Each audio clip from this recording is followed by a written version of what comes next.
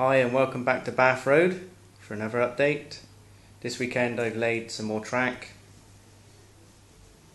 I'll just quickly walk around. I've got a few trains sat on the layout. Nothing's actually working yet because all the track's got to be removed for the holes to be drilled for the point motors and the pits to be cut in. But I've just sat a few trains on there just to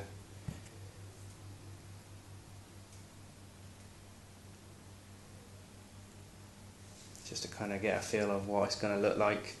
I'm still waiting on a couple of Y points. There's one to go here, to couple these up, and there's another one to go here, which basically couples this one and this one up. The slip's in now. All the sidings run into the main shed.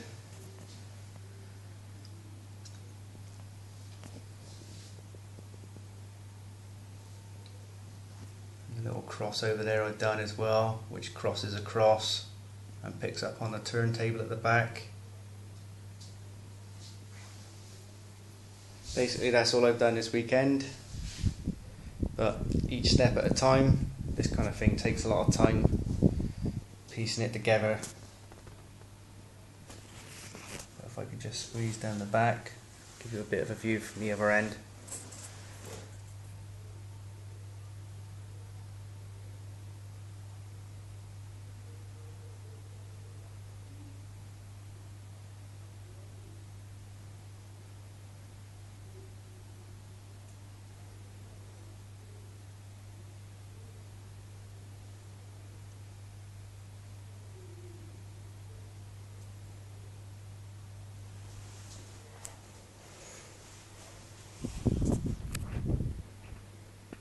So hopefully this week when the points come, I have ordered them from Hatton's, I'm just waiting for them to arrive.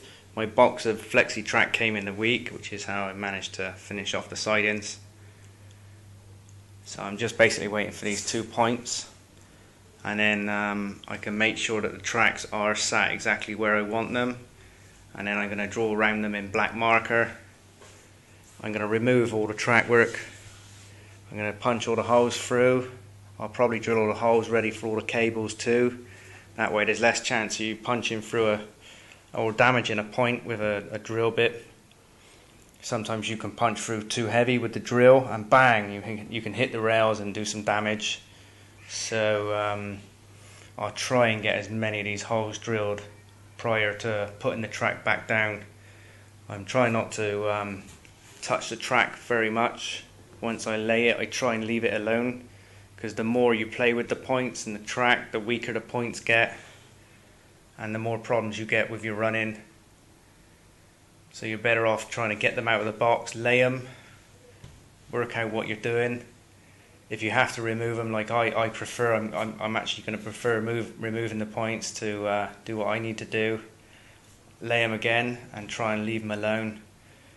Especially once you pin the tracks down and the points down, you don't want to keep on removing pins and lifting them up and down, because that just means you're just going to end up getting problems with the running afterwards. I learned this from my last layout. Basically, the more I lifted things up and put them back down and lifted them up, put them back down, the more problems I got with those points. So basically I'm trying to use a different method. I'm trying to learn by my mistakes last time and try and handle the track with care. Try not to, this is fine scale code 75 track, so the rails are very, very thin. Doesn't take much. All it takes is an elbow. Like accidentally put your elbow on one of the lines and you can seriously bend the rail. So I'll come back hopefully next weekend. I'll get a little bit more done. I'll try and do like an update every week.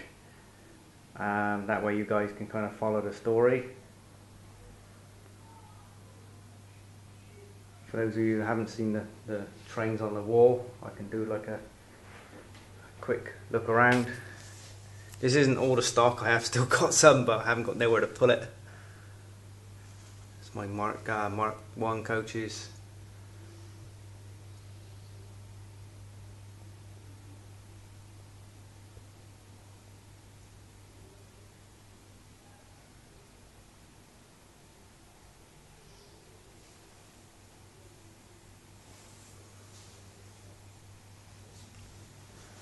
got this little shelf there as well. There's my Hymek. Just doing a little repair job on my Hymek, so my Hymek's in pieces at the moment.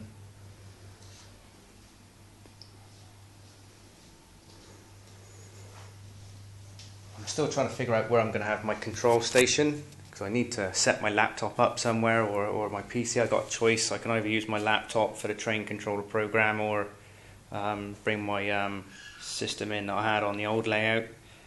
So I'm debating on either making a table here, and maybe bring this line off, bringing it round and splitting it up into a couple of storage sidings just here on top of the desk, like at the back, so I can bring trains off and do some maintenance on them if I need to clean wheels and oil them up.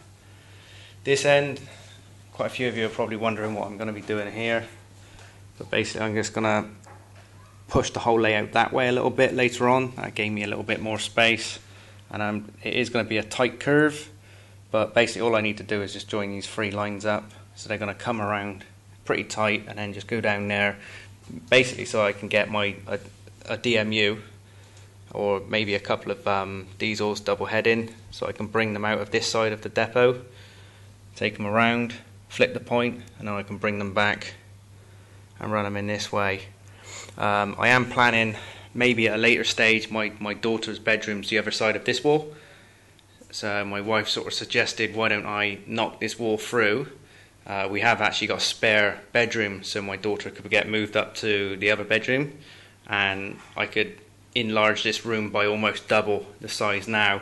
That way I could flip the whole layout more so in the middle, but push it that way, and then that way I can model the remainder of the points that would have been on the prototype. There was a few more points. There was actually a cross in here.